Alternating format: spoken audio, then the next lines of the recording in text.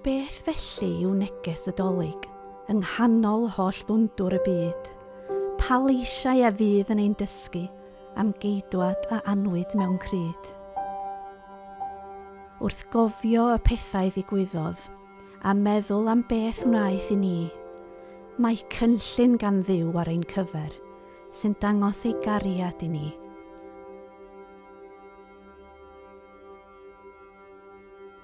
Daeth Iesu yn frenu ni'n helpu, mewn ffyrdd sydd tu hwnt i ni gyd, ond dyma'r Nadolig yn dangos bod gobaith i bobl y byd.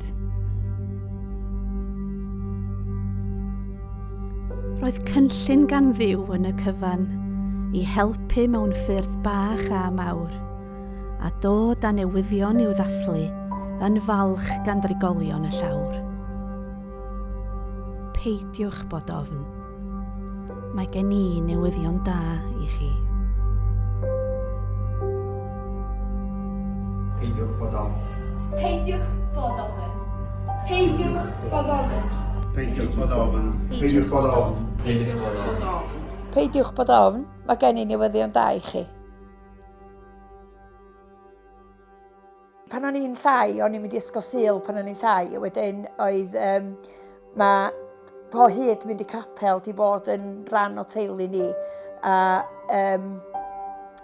So mae di cychwyn o fanno, ond a bod fi'n mynd yn hun a hyn a llall a cael plant a balli, nes i peidio mynd i capel ac o'n i'n teimlo bod rhywbeth ar goll yn y mywyd i. O'n i yn berson anifyr i fyw hefo, o'n i'n berson blin ac o'n i ddim yn dall pam, ond rwan dwi'n dall pam. Mae gen fi Duw yn y mywyd i a sa'n byd gwell, sa'n byd gwell. Dwi wedi bod yn dod i Caersalem ers tua 3 blynedd on ag off. Da ni fel un teulu mawr yna, mae jyst fel mynd i weld teulu mewn ffordd. Cael croeso bob tro yna.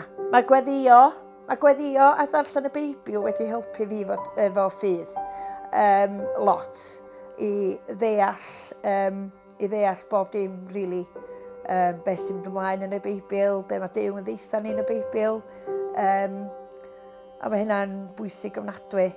Weithiau dwi'n meddwl mae jyst cyd-ddigwyddiad ydy'r cwbl, ond ar ôl meddwl eto, mae gweddi arall yn dod yn wir, a dwi'n gwybod wedyn bod Duw hefo fi, a wedyn, ac yn enwedig gwan efo anabledd corfforol, dwi'n gwybod bod Duw hefo fi drwy amser anodd.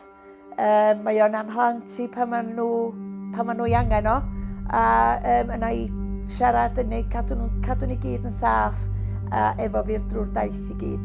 Mae bywyd yn gallu bod yn anodd weithiau, dydy bywyd ddim yn hawdd bob amser, a mae e fel roller coaster dydy, a jyst byw mewn gobaith bod Duw hefo ni, a dwi'n gwybod bod o hefo ni drwy'r amser, a bod mae pethau mae Duw yn gallu gwneud yn bywydau ni yn anhygoel. Dyna pam mae neges y Nadolig mor bwysig a bod ni'n dathlu gen i Iesu. Peidiwch bod ofn, mae gen I newyddion da i chi.